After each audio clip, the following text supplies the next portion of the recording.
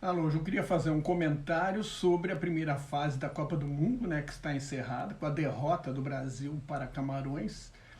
E, o relativo equilíbrio nessa primeira fase da Copa do Mundo no Catar é um reflexo da globalização do futebol. A maioria dos jogadores hoje atua em grandes campeonatos, em grandes ligas, conhece os adversários e seu estilo de jogo. Como destacou a revista inglesa The Economist, a Copa das Zebras começou mesmo quando a Arábia Saudita virou o jogo contra a Argentina, uma das favoritas, e ganhou por 2-1. Isso não impediu que a Argentina terminasse sendo campeã do seu grupo e continuasse sendo e continue sendo uma das favoritas. No dia seguinte, a derrota da Argentina para a Arábia Saudita, o Japão venceu a Alemanha por 2-1 e depois de perder para a Costa Rica por 1-0, o que parecia improvável, repetiu a dose e venceu a Espanha por 2-1, ganhou de duas ex-campeãs do mundo para vencer o seu grupo surpreendentemente. A Bélgica, segunda colocada no ranking da FIFA, eu me pergunto que ranking é esse, né? Deve ser por causa das eliminatórias e de jogos recentes na Europa, mas uma seleção velha da Bélgica perdeu para o Marrocos por 2-0 e assim como a Alemanha e o Uruguai caiu na primeira fase. O Brasil deve ter feito um despacho muito bem feito com um Exu tranca-ruas contra a Alemanha depois do 7-1. Tá bom, vocês ganham da Argentina. A Argentina não poderia ser campeã de uma Copa disputada no Brasil, no Maracanã, pelo menos do ponto de vista dos brasileiros. E a partir daí a Alemanha não passa mais da primeira fase da Copa do Mundo. Nenhuma seleção venceu os 3 jogos. É verdade que França, Espanha, Portugal e Brasil escalaram times reservas e quando fizeram isso perderam. Só o Catar, que só está na Copa porque é o país sede, e o inexperiente Canadá perderam os 3 jogos contra o Marrocos. O primeiro gol de um 2-0, goleiro canadense, aliás 2-1, o goleiro canadense deixou o gol vazio e entregou a bola a um atacante adversário que só teve só precisou acertar o gol. O Economist observa também que não houve lances espetaculares, cita como exceção o segundo gol de Richarlison na estreia contra a Sérvia. Vitória do Brasil por 2-1, aliás, por 2-0. A revista aponta 3 razões para o equilíbrio da Copa. Primeiro, a globalização do futebol. A seleção do Marrocos, surpreendente campeã do grupo F, tem jogadores do Chelsea, do Paris Saint-Germain e do Sevilla. Os 2 jogadores do Japão, que marcaram os 2-1 contra a Alemanha, jogam na Bundesliga, o campeonato alemão. O Japão também ganhou o grupo, outra surpresa, à frente da Espanha e da Alemanha. A segunda razão do equilíbrio da Copa é que as defesas estão mais sólidas. Um levantamento da revista britânica Athletic revelou que na Copa da Rússia, em cada 19 lances de bola parada resultou em gol. No Catar, 1 a cada 50. A proporção de escanteios, de corners para marcar um gol, dobrou, foram necessárias, explicando melhor, 2 vezes mais corners para produzir o mesmo número de gols.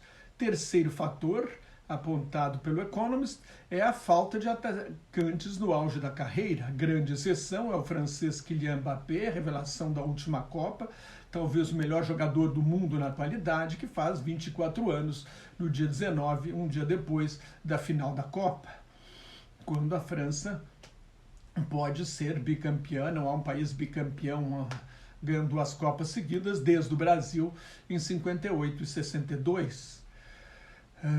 Aos 29 anos, o inglês Harry Kane, artilheiro da Copa da Rússia com 6 gols, ainda não fez nenhum no Catar.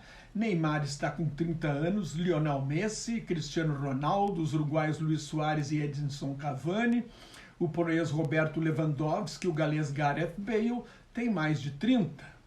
Jovens talentos como Vinícius Júnior, o uruguaio Darwin Núñez e o holandês Cody Gakpo ainda estão amadurecendo, ainda não chegaram à plenitude do seu potencial, ainda não realizaram a plenitude do seu potencial. Isso traz à tona também o velho debate sobre a necessidade ou não de centroavante no futebol moderno.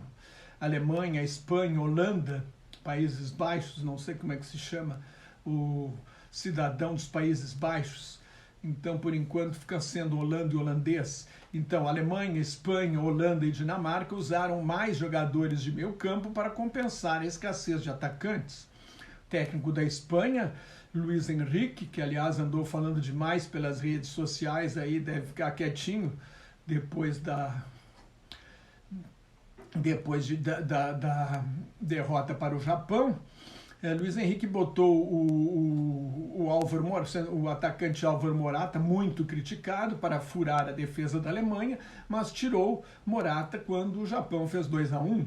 A Alemanha convocou o Niklas Füllkrug para empatar o jogo com a Espanha. Ele fez mais um gol nos 4-2 contra a Costa Rica, mas não salvou a Alemanha. No Brasil, Tite insiste com Gabriel Jesus, que continua sem fazer gol, segunda Copa, que não faz gol nenhum, e dá pouca chance ao Pedro, que é um centroavante clássico, goleador da última Copa Libertadores da América.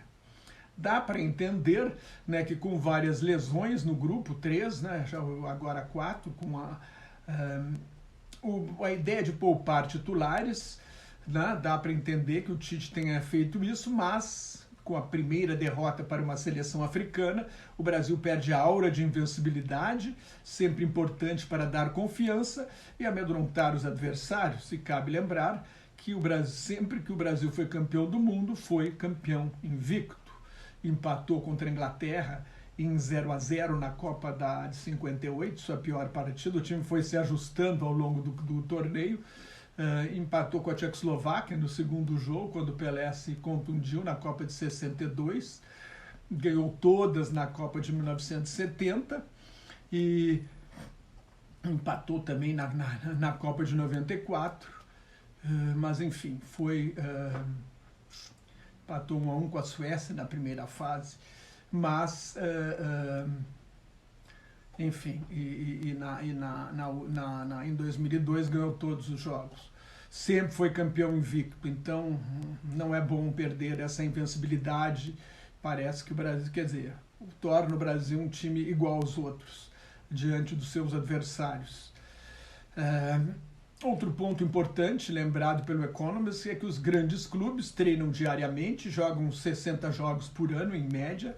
As seleções se reúnem nas datas que sobram, nem de longe tem o mesmo tempo de treinamento dos clubes, que na verdade são verdadeiras seleções. Neymar, por exemplo, joga muito bem como armador no Paris Saint-Germain, ao lado de Messi, com Mbappé à frente para finalizar as jogadas dos dois.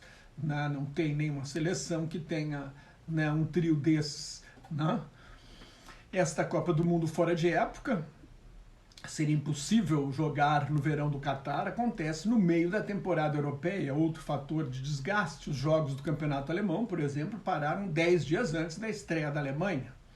O Brasil de 70, só para lembrar um pouco da história das Copas, talvez a melhor seleção de todos os tempos, embora eu acho que a de 58 foi melhor. O Brasil de 70 ficou meses se preparando para a Copa, com um amplo apoio da ditadura militar na época, enquanto os europeus disputavam seus campeonatos. Agora,